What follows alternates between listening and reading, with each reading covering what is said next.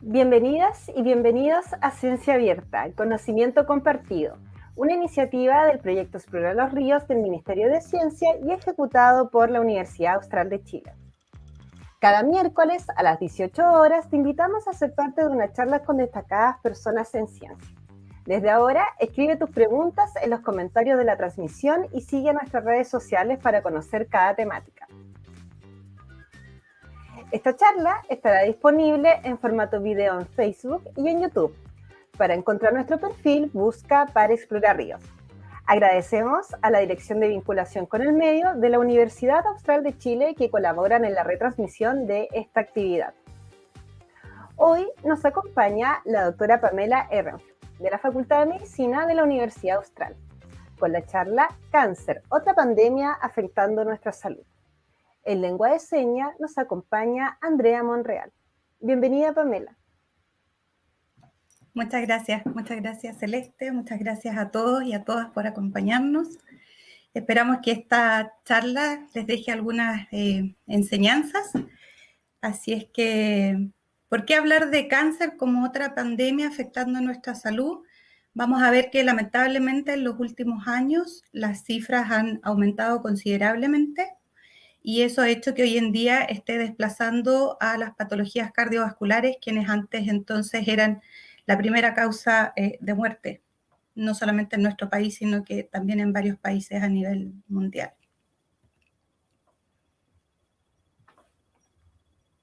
El cáncer, sin embargo, como vemos en esta diapositiva, no es una enfermedad nueva, ya se describe en el papiro de Edwin, un papiro egipcio, del año 1600 a.C., ya había sido descrita por Hipócrates, quien lo denominaba como carcinos, y de hecho la palabra cáncer viene de la palabra griega carquinos, y hace alusión, como vemos ahí, a un cangrejo, que de alguna manera trata de explicar algunas características de estos tumores malignos, que por un lado corresponden a un crecimiento nuevo dentro de un tejido, pero este crecimiento se caracteriza por ser infiltrativo y arraigarse muy firmemente al tejido entonces donde está localizado. Como definición, podemos decir que el cáncer entonces es un crecimiento anormal e incontrolado de un grupo de células normales en el organismo que pasan a tener un comportamiento ahora anormal y que llamamos coloquialmente tumor. Le denominamos, como vamos a ver enseguida, tumor maligno, porque puede extenderse a otros órganos a través del cuerpo por un proceso que conocemos como metástasis. Este último proceso es actualmente una de nuestras principales preocupaciones desde el punto de vista del tratamiento, porque es finalmente lo que causa o lleva a la alta mortalidad que esta patología presenta.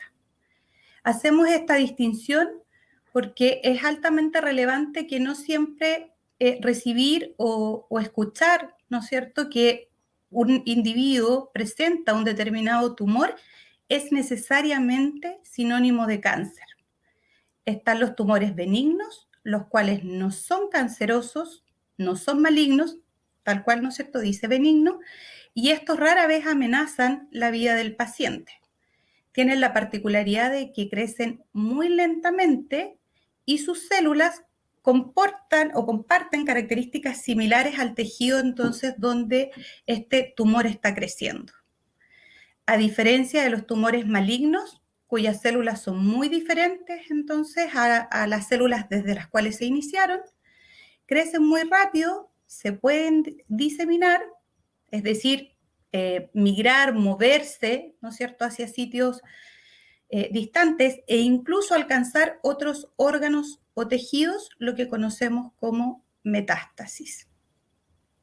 Y además están los tumores denominados precancerosos o el estadio, ¿no es cierto?, precanceroso, que son células anormales que pueden llegar a convertirse en un tumor maligno o en una célula maligna. Como vemos, la incidencia mundial de cáncer ha aumentado considerablemente desde 14,1 millones de casos en el 2012 a una tasa estimada de 24,6 millones para el 2030. Se considera que un 60% de estos nuevos casos y que alrededor de un 70% de las muertes por cáncer se van a concentrar en África, Asia, Sudamérica y Centroamérica, particularmente en los países de bajos y medianos ingresos. En nuestro país actualmente es la segunda causa de muerte, pero en algunas regiones incluso la primera, y es responsable actualmente de aproximadamente un 21% de todas las muertes.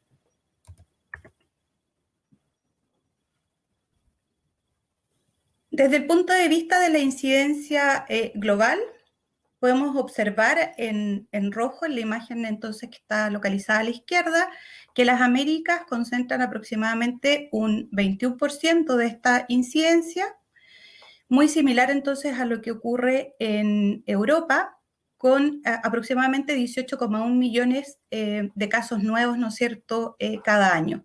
Cuando observamos el número de casos, incluido ambos sexos, vemos que los cánceres más predominantes son el de próstata, el colorectal, el de mama, el de estómago y el de pulmón. Y básicamente entonces vamos a conversar un poco de los factores de riesgo que predisponen entonces a que justamente esos sean los tipos más incidentes. En Chile, como mencionábamos, el cáncer es la segunda causa de muerte. Se detectan anualmente 54.000 nuevos casos y 28.000 muertes aproximadamente se producen por esta patología. 27% de los cánceres, al menos en nuestro país, tienen relación con el consumo del tabaco y el alcohol. 4 de cada 10 personas podrían prevenir el desarrollo de esta patología si es que controláramos nuestra exposición a estos factores de riesgo.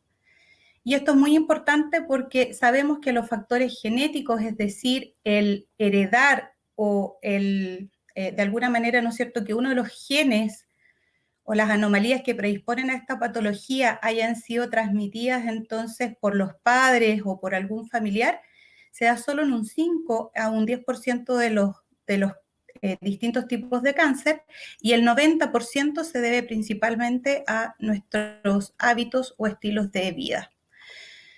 Entonces, cuando decimos que 3,7 millones de personas en el mundo podrían salvarse al año si es que actuamos a tiempo, que es lo que estamos intentando hacer también desde esta charla, surge la pregunta, ¿no es cierto?, ¿cómo?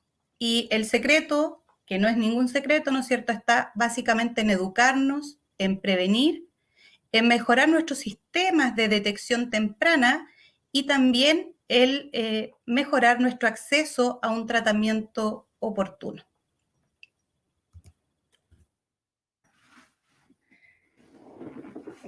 En nuestro equipo de investigación, nosotros estamos enfocados principalmente en el estudio del cáncer de mama.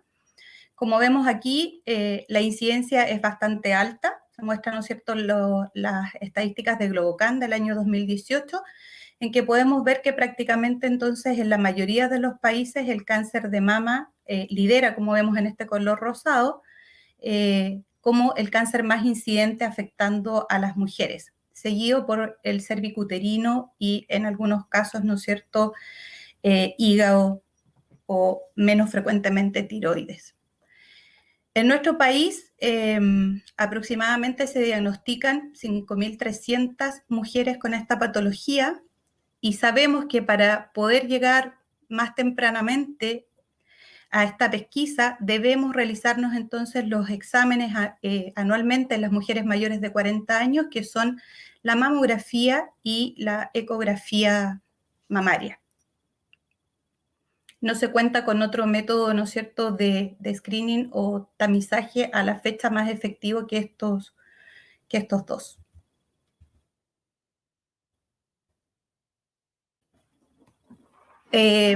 Sabemos además, ¿no es cierto?, que nuestra región presenta una de las tasas de incidencia igual más altas a nivel país en el cáncer de mama, y por eso estamos constantemente entonces invitando a las mujeres a realizarse entonces estos exámenes para controlar y detectar oportunamente esta patología.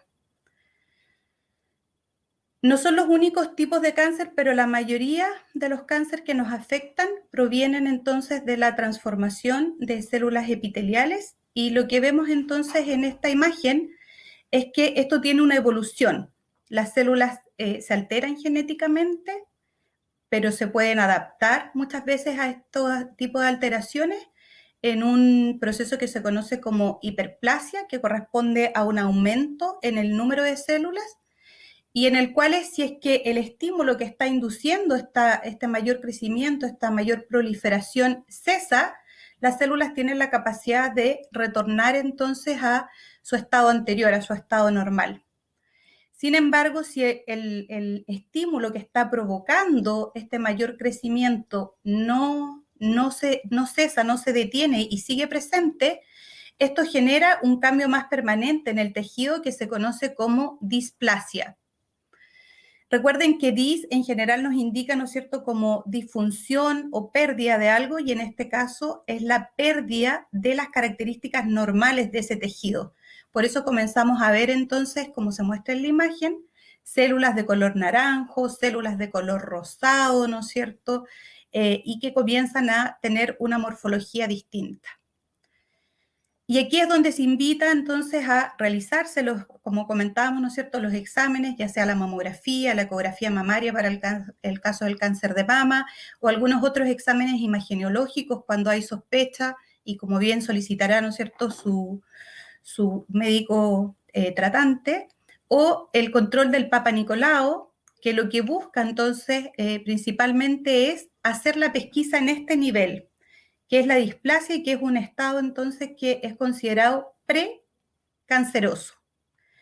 Las células no pueden retornar al estado anterior o al estado normal, pero sí se puede frenar su avance hacia un cáncer in situ, que sería entonces lo que muestra la imagen, la etapa siguiente.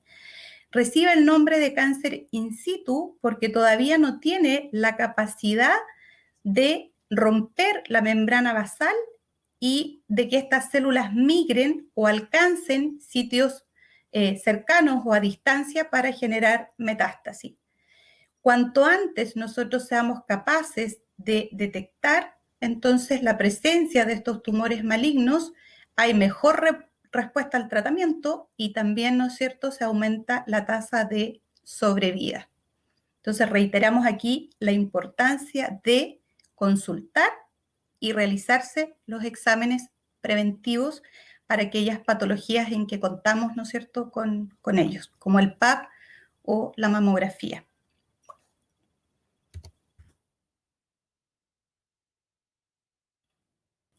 Mencionábamos entonces que aproximadamente un 85% de casi todos los cánceres son adquiridos en el transcurso de nuestra vida, y que entre un 5, un 10, un 15 en promedio, dependiendo el tipo de tumor maligno, se debe entonces a alteraciones genéticas que se transmiten desde una descendencia, ¿no es cierto?, a otra. Y la mayoría de los factores que de alguna manera influencian este 85% son las exposiciones ambientales, las infecciones crónicas y nuestros estilos de vida no saludables. Hay otros factores que claramente no podemos modificar, que son la edad, ¿no es cierto?, y el sexo, como por ejemplo que el cáncer de próstata afecta a los hombres y que el cáncer de mama afecta principalmente a las mujeres, dado que su tasa de incidencia en hombres es baja, es del 1, ¿no es cierto?, a un 3%. Como vemos acá, entonces las enfermedades no transmisibles, el sedentarismo y el sobrepeso están dentro de nuestros principales factores de riesgo. Y es aquí donde se hace muy necesaria entonces la educación. Y por eso siempre colocamos esta imagen que demuestra, ¿no es cierto?, que lo que tenemos que evitar es la conducta que vemos en el ratoncito que está recostado en su sillón, mirando Netflix, comiendo seguramente algún tipo de comida chatarra, como decimos, ¿no es cierto?, y adoptar la conducta del ratoncito que vemos que abandona esa vida sedentaria para realizar un poco de actividad física. Esta actividad física vemos que también le permite estar en una situación de normopeso. Se ve mucho más delgado que el ratón que está acostado. Y vamos a ver que claramente estos cambios en nuestro estilo de vida influencian algo que ya sabemos en los últimos años, que nos predispone a desarrollar no solo cáncer, sino que también otras patologías, que se conoce como un estado de inflamación de bajo grado. De seguro todos en algún momento nos hemos caído, hemos recibido algún corte, nos hemos hecho alguna herida, y en esa zona del daño hemos visto algunos cambios en nuestros tejidos, como son el aumento del volumen, el calor, el enrojecimiento, lo que se conoce como inflamación, una inflamación que es evidente. Además, nosotros en la zona donde se produce el daño sentimos dolor. Esta inflamación de bajo grado precede a esa inflamación aguda y la principal complicación es que no tiene síntomas ni signos. Es decir, vamos enfermando sin saber que estamos enfermando.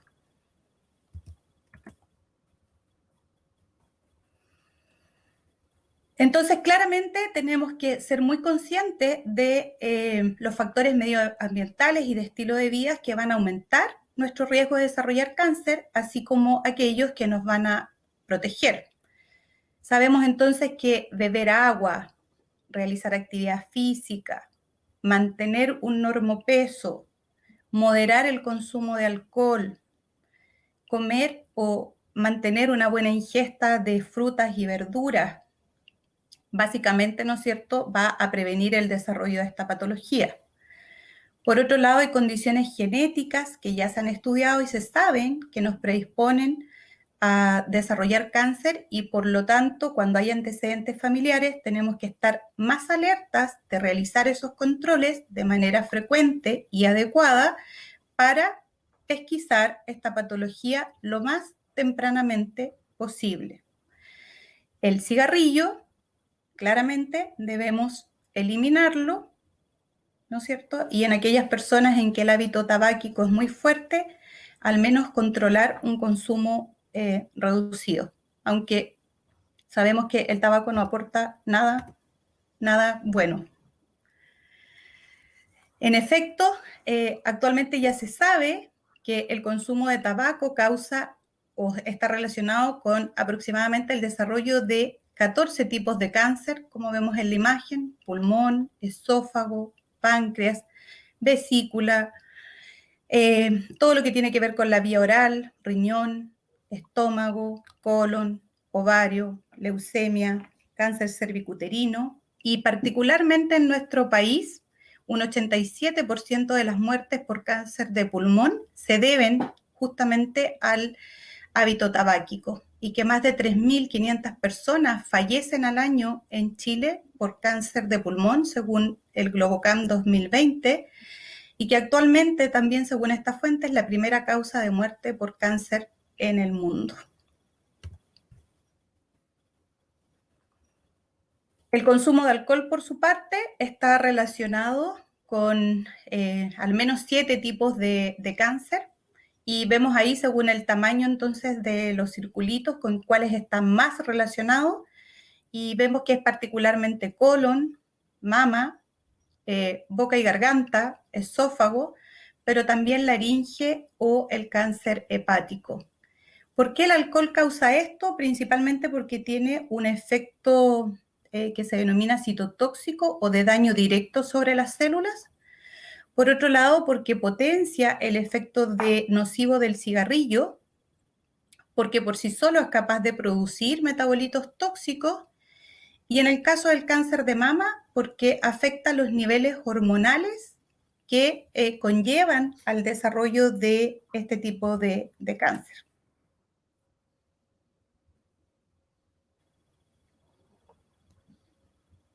Otra pandemia que se suma a esta pandemia y se suma, ¿no es cierto?, al COVID-19, la obesidad. una pandemia a la cual nuestro país no está exento porque tenemos una altísima tasa de obesidad, actualmente mayoritariamente infantil, pero hoy un poco más diseminada a los distintos grupos etarios. Y se sabe que la obesidad causa cáncer.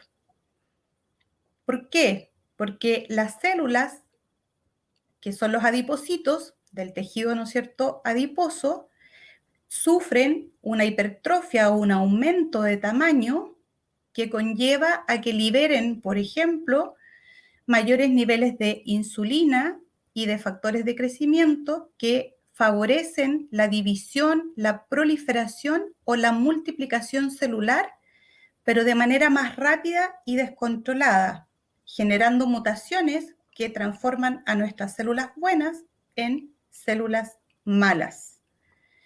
Por otro lado, estos adipocitos pueden aumentar los niveles de estrógeno, y el estrógeno es la hormona, ¿no es cierto?, que tiene un impacto muy importante, por ejemplo, sobre las células de la mama, aumentando el riesgo de padecer cáncer de mama.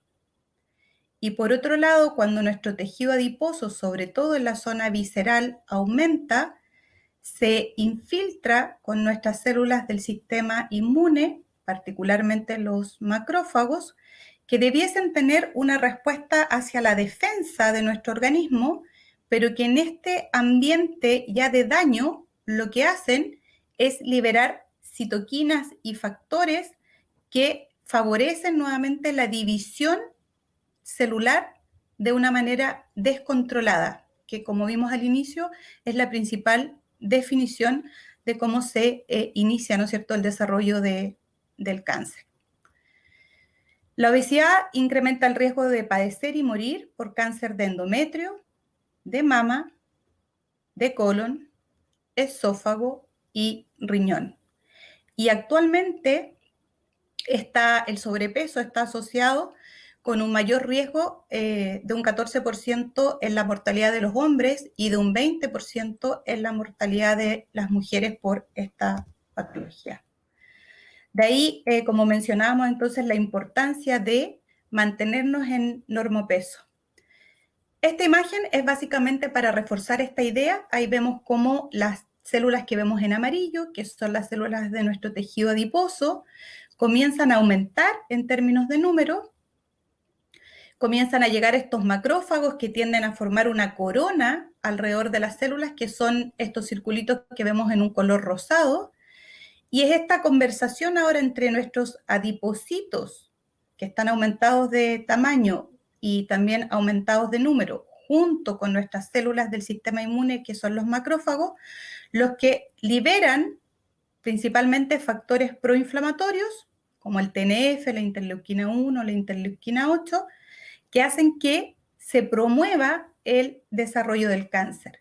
Por otro lado, el tejido adiposo, cuando está en condiciones normales, libera factores que nos protegen. Uno de ellos es la adiponectina y otras citoquinas que en esta condición disminuyen para favorecer el aumento de las citoquinas que mantienen este estado entonces que mencionábamos de inflamación de bajo grado.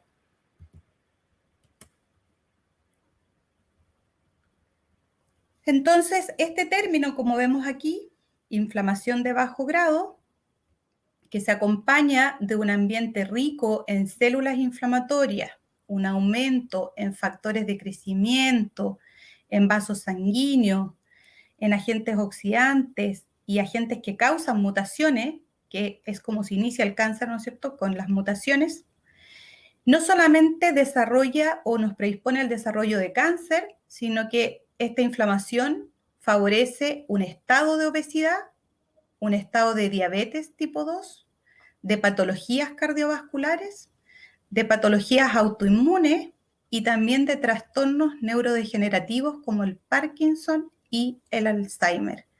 De ahí la importancia entonces de evitar el llegar a desarrollar este estado de inflamación de bajo grado.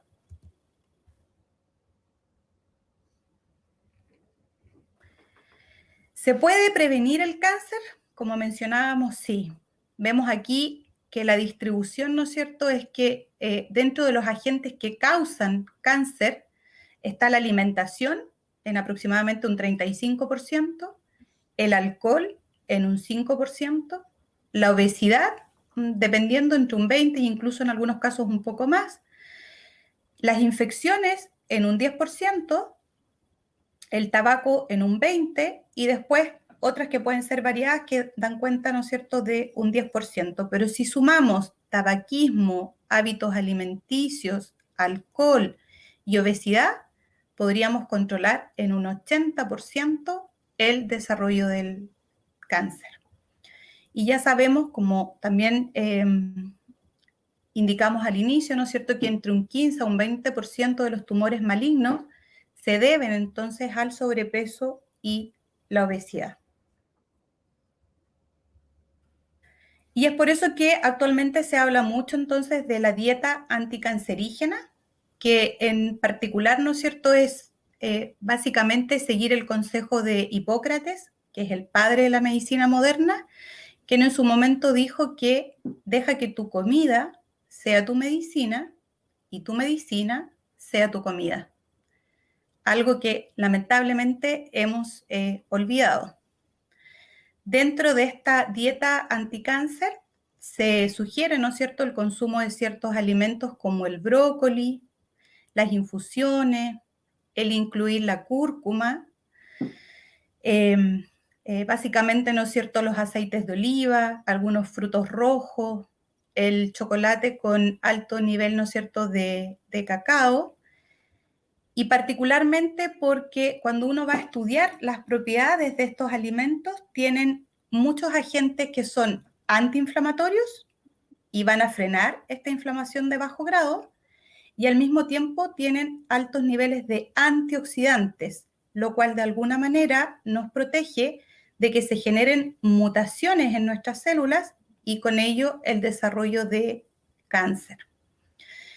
El estrés oxidativo es algo que actualmente, ¿no es cierto?, se conversa mucho, se toca mucho, uno toma ciertos cereales, por ejemplo, cuando va al supermercado a comprar y dice cereales con antioxidantes porque traen altos niveles de vitamina, consuma estos alimentos, ¿no es cierto?, porque tienen mayores niveles de antioxidantes, es algo que debiésemos estar mirando. Entonces, si queremos justamente prevenir o en algunos otros casos también frenar la progresión de esta patología. Pero por sobre todo también recordar que debiésemos consumir los alimentos lo menos procesados posible.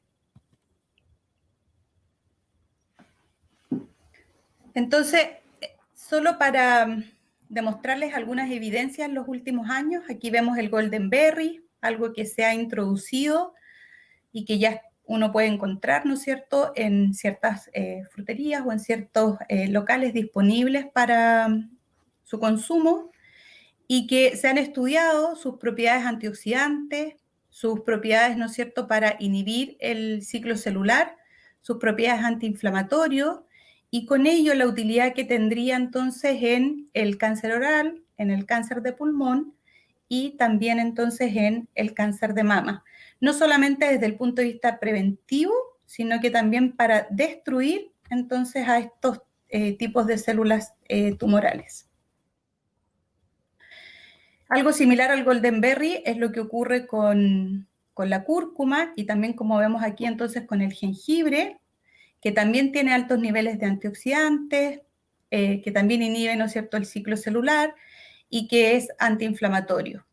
Y que su utilidad se ha demostrado entonces en el cáncer cervical, en el cáncer de ovario, en el cáncer de mama, en el cáncer gástrico y en el cáncer de colon. Algo muy interesante y que se está desarrollando también desde la universidad es que se ha demostrado que mayores propiedades antioxidantes y antiinflamatorias podrían obtenerse en las papas nativas de colores. Y gracias al apoyo del gobierno regional, el proyecto FIC 2039 es un proyecto que se desarrolla conjuntamente entre la Facultad de Medicina y la Facultad de Agronomía y que busca justamente poder nuevamente rescatar entonces el cultivo de estas papas de colores y estudiar sus propiedades antiinflamatorias y antioxidantes para controlar no solamente el cáncer, sino también entonces otras patologías relacionadas con los estados inflamatorios como la obesidad o los trastornos neurodegenerativos. En otros países, variedades propias de esos países en términos de papas de colores ya comienzan a demostrar en modelos animales su utilidad para la prevención y también para el tratamiento del cáncer gástrico y del cáncer de colon.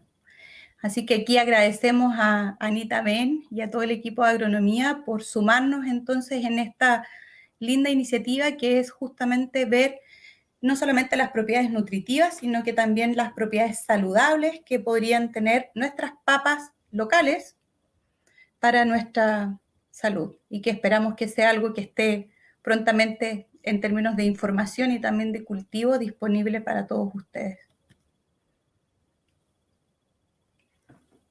La actividad física en forma regular se ha visto que disminuye la prevalencia de cáncer independiente o no de los cambios en el índice de masa corporal. Y esto es muy importante porque a veces realizamos actividad física, pero lo asociamos a subirnos a la pesa y como no vemos cambios a nivel del peso, abandonamos nuestra conducta, ¿no es cierto?, de realizar justamente una mayor actividad física y con eso nos colocamos nuevamente en riesgo.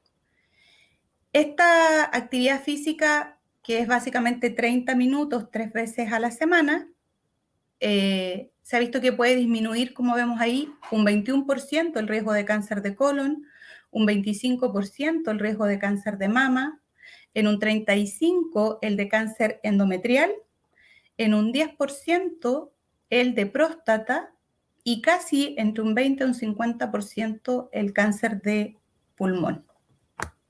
Entonces, es muy importante mantenernos en movimiento.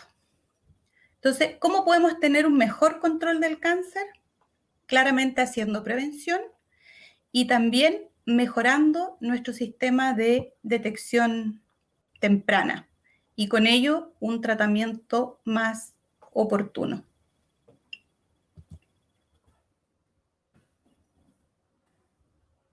Bueno, queremos finalmente agradecer y aprovechar también de contarles algunas iniciativas que van en el entorno, ¿no es cierto?, y relacionadas a estas charlas, como el poder optar a mejores sistemas de detección temprana para el cáncer de mama, lo cual está en el contexto también de un proyecto FIC que finalizó en su primera etapa y que fue apoyado por el gobierno regional y por muchas de nuestras mujeres, tanto sanas como enfermas en la región, a las cuales, una vez más, ¿no es cierto?, agradecemos su apoyo.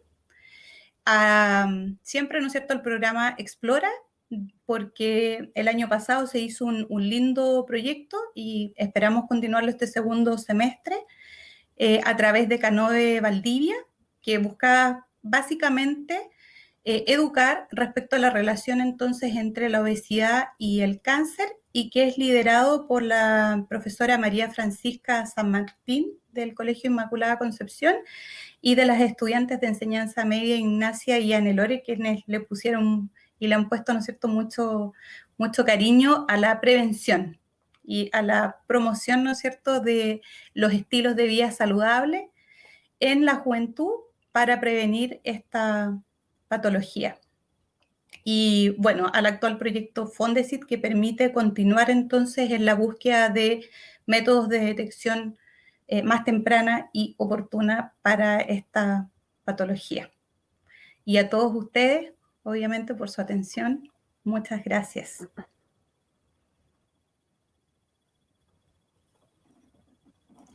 Muchas gracias, Pamela, por tu charla. Ahora vamos a conversar con el público a través de los comentarios y las preguntas que nos dejaron en la transmisión. La primera pregunta la vamos a sacar, ¿cierto?, de nuestro de la transmisión la hace Verónica y nos dice lo siguiente. ¿Qué antecedentes científicos que den cuenta de la relación entre el cáncer y variables emocionales y psicosociales existen?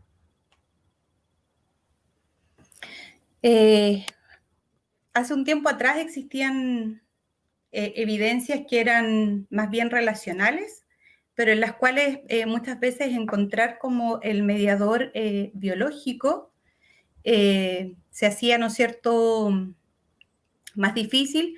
Sin embargo, una vez que se estableció este estado inflamatorio de bajo grado crónico, en el que, como yo les mencionaba, nosotros tenemos ciertos factores circulantes que mantienen a nuestro cuerpo sano y que en caso de daño aumentan mucho. Y nosotros somos capaces de evidenciar, como yo les decía, ese daño. Vemos el calor, vemos el tumor, vemos, ¿no es cierto?, ciertos aspectos en el tejido que nos permiten evidenciar que justamente ahí está ocurriendo algo malo. Sin embargo, hay una etapa que denominaríamos entonces intermedia, en la cual no vemos estos signos y síntomas, pero que, como yo les mencionaba, sí estamos enfermando, y que es por un aumento en estos mediadores que debieran controlar que nuestro organismo se mantenga normal y sano, pero que sin embargo comienza a enfermar.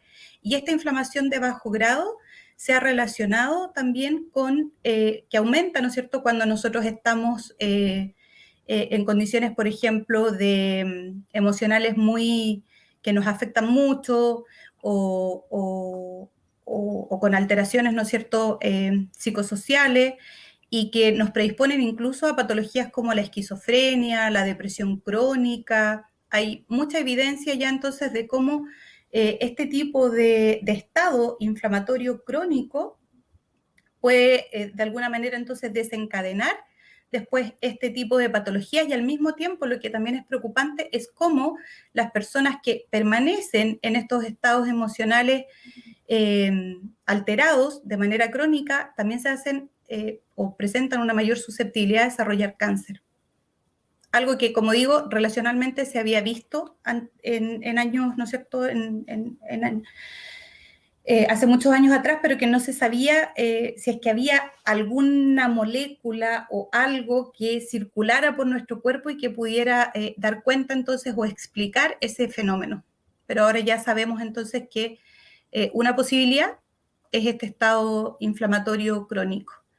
Y algo que no les mencioné en la charla para no alargarme es que se ha podido demostrar que claramente esto proviene también de nuestra dieta, en el sentido de que cambia nuestra biota a nivel intestinal, y ese cambio en la biota es el que predispone, al parecer, de una manera muy importante, los niveles de estos mediadores que luego desarrollan entonces estas distintas patologías o nos predisponen al desarrollo de estas distintas patologías. Entonces, cada día se hace más importante hacernos cargo de cómo nos estamos alimentando y con qué nos estamos alimentando. Gracias, Pamela, por la respuesta, y agradecemos también a Verónica por su pregunta. Vamos a pasar a la siguiente pregunta, y también la hace una usuaria de nuestro streaming. Pamela nos dice lo siguiente. ¿Cada cuánto y desde qué edad se debe tomar el PAP? Se habla desde que mantenemos, ¿no es cierto?, una vida sexualmente activa e idealmente uno debiese tomárselo anualmente. Esa es como la mejor recomendación. En algunos casos se dice que incluso se puede hacer bianual, pero cada vez también hay más evidencia, como decíamos, que eso puede en algunos casos aumentar el riesgo de un diagnóstico más tardío. Y a diferencia también de lo que sucedía antes, este examen está o es mucho más asequible hoy en día, y creo que cada vez las mujeres tenemos entonces menos excusas para realizarnos ese chequeo de manera rutinaria como corresponde. Porque a mí me ha pasado cuando hacemos estas charlas y lo llevamos al caso del cáncer de mama, que se manifiestan, ¿no es cierto?, las largas listas de espera para acceder muchas veces a este tipo de ¿cómo se llama esto?, de de test diagnósticos y también, si no, el alto valor que estos tienen. Pero, reitero, no es el caso del PAP, por ende creo que no tenemos excusa para que no se haga entonces como debe hacerse. Con respecto a los exámenes, Pamela, uno es el PAP y el otro también es la mamografía o la ecotomografía, dependiendo del caso. Y para esos diagnósticos, ¿desde qué edad se recomienda, teniendo, por ejemplo, el caso de que existan antecedentes familiares o que no existan antecedentes familiares, comenzar a hacer estos exámenes? En caso de ausencia de antecedentes familiares, se recomienda en mujeres mayores de 40 años. Y en caso de que tú tengas como factores de riesgo muy importantes o incluso antecedentes familiares, esto se puede adelantar. Eso obviamente lo ve normalmente el médico tratante, o sea, puede ser incluso antes de los 40 años. Por ejemplo, en mi caso, yo tengo antecedentes familiares y mi primera mamografía me la realizaron a los 28 años por indicación médica, y en ese tiempo se sugería que fuera cuando tú cumplías 50 años, pero esa brecha se ha ido acortando porque además vemos que, como yo les mencionaba, el cáncer, que es una enfermedad muy antigua, la principal diferencia entre las descripciones que se hacían en esa época a las descripciones que podemos hacer ahora es que efectivamente antes era una patología del envejecimiento. La mayoría de la gente desarrollaba cáncer a edades muy avanzadas, o incluso tú podías fallecer antes portando un cáncer, pero sin enterarte que ya lo estabas como portando, porque la tasa también de sobrevida era menor. Pero ahora vemos que esta patología afecta a gente muy joven, o sea, en Chile nomás tenemos casos de mujeres con cáncer de mama de 20 y tantos años.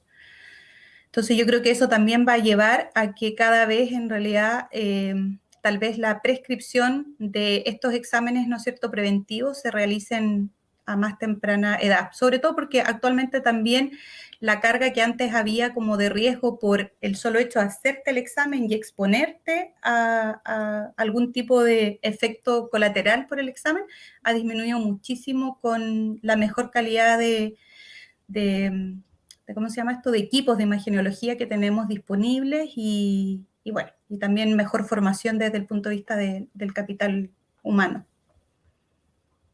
que realiza estos exámenes. Pamela, complementando la pregunta, por ejemplo, en el caso de mujeres que tengan hijos o hijas, ¿deben empezar a realizar la revisión de mamas de una forma anual independiente de la edad o del historial familiar? No, lo que se sugiere ahora es mujeres mayores de 40 años, como decíamos. Si es que tú no tienes factores de riesgo o no tienes antecedentes familiares, esa es como la sugerencia y la norma internacional. Pero que lo que quiero dejar claro es que puede ir variando quizás, dado, digamos, este antecedente en población más joven, que se está observando, digamos, en el último tiempo. Tenemos muchas preguntas con respecto a los rangos de edad y que está muy bien, ¿cierto?, que la gente esté interesada y que estas plataformas sirvan para poder entregar información. Por ejemplo, en el caso de los hombres, tenemos a Andrés, que nos pregunta sobre el cáncer de próstata. En el caso de ellos, ¿a qué edad se sugiere que se puedan comenzar las revisiones y con qué frecuencia? Wow, no soy muy experta en el cáncer de próstata, así que no recuerdo exactamente, pero creo que es en población masculina mayor de 50 años también, si es que no hay antecedentes previos. Ahora, recordemos que los hombres tienen una ventaja comparativa con respecto a nosotros, y es que ellos pueden realizarse un examen de sangre para la pesquisa precoz del cáncer de próstata, que es el antígeno prostático, y que por lo tanto, ¿no es cierto?, es un método bastante poco invasivo y que puede presentar algunos que denominamos, ¿no es cierto?, falsos negativos o falsos positivos. Por falso negativo decimos, ok, uno puede ir a hacerse el examen de sangre, arrojarte que los niveles estén normales, pero aún así que la patología se esté desarrollando, pero es muy baja la tasa. O al revés, un falso positivo que significa que los valores te salen alterados, pero te salen alterados porque tal vez hay algún proceso infeccioso en la próstata, algún otro evento que esté haciendo que el valor de este antígeno prostático aumente y no necesariamente sea entonces la presencia de un cáncer. Pero en ese caso el médico tratante obviamente realiza otro tipo de exámenes para realizar la confirmación, incluso se puede hacer, ¿no es cierto?, una biopsia por punción para realizar el examen confirmatorio. Así que esa etapa de pesquisa previa es, nuevamente, es económica, es bastante poco dolorosa porque es solo una muestra de sangre y puede ser de gran utilidad para llegar entonces con un diagnóstico oportuno. Así es que es casi el símil a hacernos un Papa Nicolau en el caso de las mujeres. Puede ser entonces que el principal consejo sea tener los chequeos médicos al día para ir pesquisando cualquier anormalidad en nuestro cuerpo. Con respecto a eso, Pamela, y la situación sanitaria en la que estamos viviendo con respecto a la pandemia, ¿cuál crees tú que es el pronóstico de los diagnósticos tempranos de cáncer que tenemos? Porque está sucediendo el fenómeno de que están disminuyendo, pero no necesariamente porque las personas se estén enfermando menos de cáncer. Sí, muy buena pregunta, Celeste. Claramente una de nuestras principales preocupaciones y es otro de los motivos por los cuales yo agradezco nuevamente y una vez más, ¿no es cierto?, la posibilidad de este espacio de conversación. No es porque estén disminuyendo, veíamos que las incidencias, ¿no es cierto?, las tasas de incidencia van al alza. El tema es que se está diagnosticando menos porque, por un lado, estamos acudiendo menos a realizarnos los chequeos y también en el sistema público que está colapsado, ¿no es cierto?, con el tema de la pandemia, se está realizando menos diagnóstico, ¿no es cierto?, o pesquisa que la que tal vez estábamos realizando antes. Y a eso tenemos que sumarle algo, que si de la charla hoy día yo logré transmitirles un poco, ¿no es cierto?, los factores de riesgo, todos tenemos claridad de que estamos llevando una vida más sedentaria producto de la pandemia, estamos más limitados, ¿no es cierto?, con respecto a nuestras actividades físicas, pasamos muchas horas del día frente a la pantalla trabajando, no sé si nos estamos alimentando tan bien o estamos tan conscientes de esta alimentación más saludable. Mucha gente menciona como, yo me incluyo, como hemos ido, ¿no es cierto?, ganando peso en este año y medio ya que llevamos, ¿no es cierto?, en esta situación, y claramente ninguno de esos factores va a contribuir a disminuir la tasa de incidencia, todo lo contrario. Se espera, ¿no es cierto?, que esta tasa de incidencia incluso sea mayor a la que ya se preveía previo al COVID. Y por lo tanto es sumamente necesario que la población esté consciente de realizarse justamente estos exámenes preventivos, no dejarse estar. No esperar que pase la pandemia nuevamente para ir a hacerse su PAP, su mamografía, su antígeno prostático, o si es que se siente mal ya, ¿no es cierto?, un control médico al menos para que se le realice un chequeo de rutina, partiendo por ahí. Están en este contexto sanitario, todos los factores se están sumando, la vida sedentaria, también sí, el agotamiento emocional, el estrés. Así que yo creo que ese también es el principal mensaje de cuidar nuestra alimentación, de cuidar nuestra salud mental. De cuidar nuestra salud mental, de hacer los diagnósticos a tiempo, para que precisamente esto que se está pronosticando pueda hacerlo con el menos impacto posible. ¿Tenemos otras preguntas, Pamela? Alejandra pregunta con respecto a la alimentación, en el caso de que el cáncer ya esté muy avanzado. ¿Ayuda en algo? ¿Es efectivo? Hay harta evidencia científica, que finalmente es la importante, ¿no es cierto?, más que la que uno pueda tal vez como pensar que está haciendo bien, sin tener, ¿no es cierto?, este soporte que demuestra que este tipo de alimentación puede interferir de alguna manera, si se mantiene, ¿no es cierto?, a lo largo de nuestra vida, impedir el desarrollo del cáncer, pero si tú ya fuiste diagnosticado con cáncer, hay hartos modelos, sobre todo, ¿no es cierto?, animales, y ahora estos estudios en los cuales justamente se ve el comportamiento poblacional durante un largo periodo de tiempo, que demuestra que puede, al parecer, frenar la progresión, es decir, que ese cáncer no avance tan rápidamente hacia, por ejemplo, la metástasis y posteriormente la muerte. Entonces, ¿cuáles son como las salvedades? Y claramente ahí la invitación siempre es hacerse asesorar por un experto, que en este caso, ¿no es cierto?, sería un nutricionista.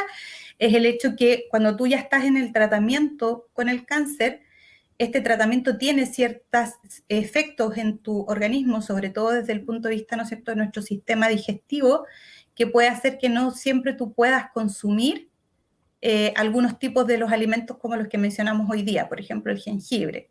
Pudiese ser muy fuerte dependiendo alguna de las etapas del tratamiento en que tú estés y que tengas que posponerlo, digamos, en ciertos lapsus.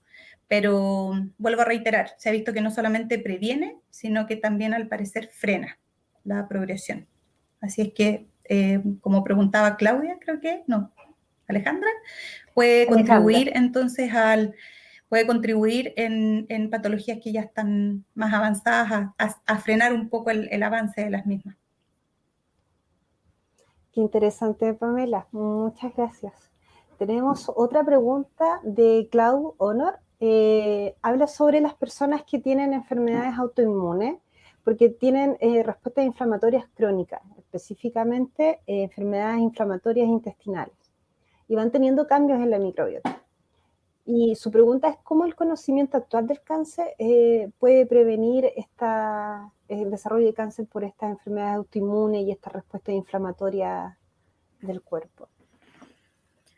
La verdad es que es un tema que está recién estudiándose en el último tiempo, no es tan masivo, pero ya efectivamente se ha visto que pueden haber entonces ciertos tipos de microorganismos que te predisponen a mantener este estado inflamatorio, sobre todo a nivel intestinal, de manera más crónica, y se piensa entonces que ese sería, ¿no es cierto?, el nexo a través de estos mediadores que comentábamos al desarrollo del cáncer, y que por lo tanto, si encontramos la fórmula para volver a restaurar, ¿no es cierto?, cómo era porque finalmente esto es un balance, cómo era el balance entonces entre los microorganismos como estaban antes, obviamente podríamos revertir entonces ese factor de riesgo. Por eso se habla de disbiosis, que no significa ni que aumente ni que disminuya, sino que tú tenías una X población de estos microorganismos que son o que eran constituyentes de tu flora,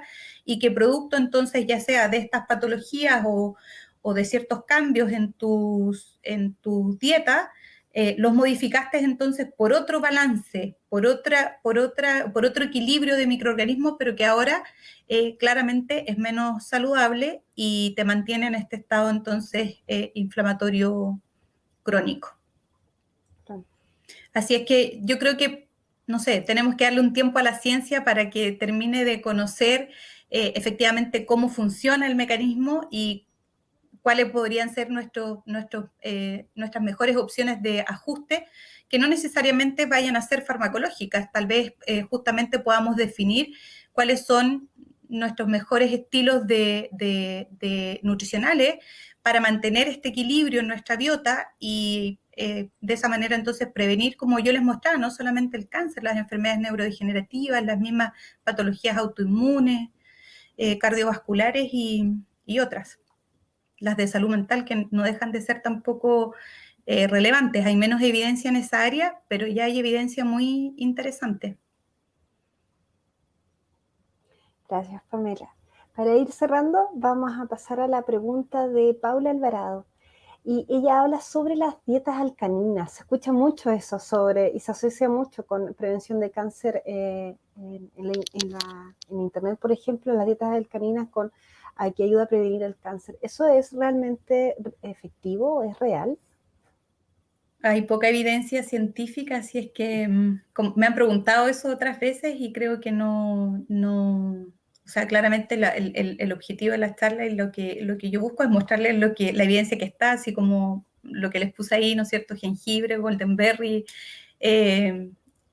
esperemos las papas nativas, ¿no es cierto?, de acá del sur austral de Chile, así como otras papas nativas en el mundo. Sin embargo, el tema de la dieta alcalina es un tema complicado. Lo único que puedo decir es que claramente el tumor prefiere un ambiente ácido.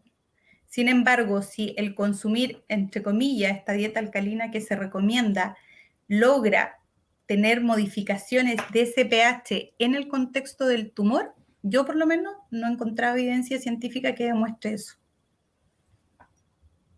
Así es que le creo más a la dieta antiinflamatoria y antioxidante, que sí tiene un sustento ya relevante a la fecha. Con respecto a esa dieta, comentabas hace unos momentos atrás de que tenían una iniciativa con un grupo de estudiantes de la Inmaculada Concepción y una profesora.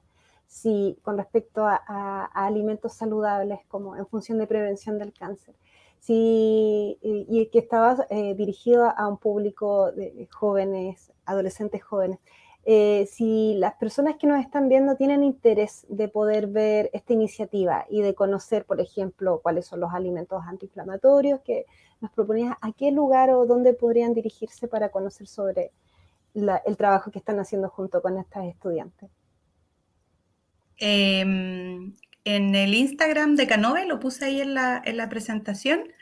Ahí pueden seguir la información y bueno, siempre pueden contactarme también al inicio de la presentación, puse mi mail e incluso mi número de teléfono y siempre contenta y dispuesta, digamos, a conversar, sobre todo desde el punto de vista de justamente cambiar nuestros hábitos por hábitos más saludables, porque pensamos que es un poco más difícil de lo que pudiese en general ser. Hemos hecho en algunos de los proyectos también, junto con estas estudiantes de la Inmaculada, pero también junto al programa PASE de la Universidad Austral y también con el proyecto del gobierno regional que abarcó distintas comunas dentro de la región, en la cual educamos tanto a población joven como adulta cómo es más económico y es más saludable, por ejemplo, cambiar nuestros hábitos del consumo de gaseosas o de bebidas azucaradas por batidos, digamos, saludables o por infusiones.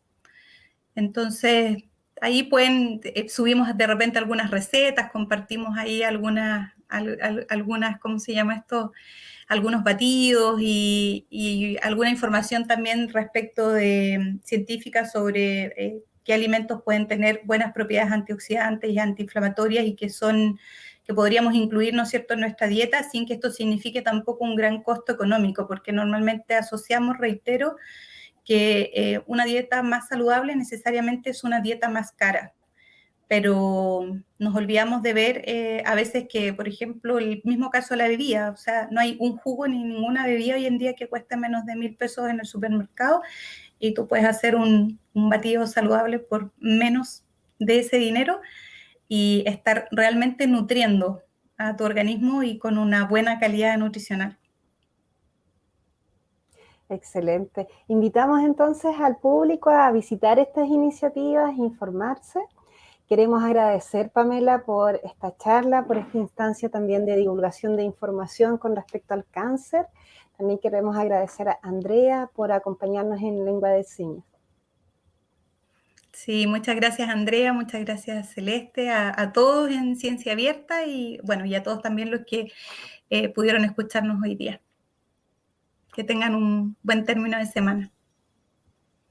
Muchas gracias, Pamela. Al público los esperamos el próximo miércoles para una nueva charla. Esto fue Ciencia Abierta, Conocimiento Compartido, una iniciativa del proyecto Explora los Ríos del Ministerio de Ciencia y ejecutado por la Universidad Austral de Chile. Nos vemos pronto.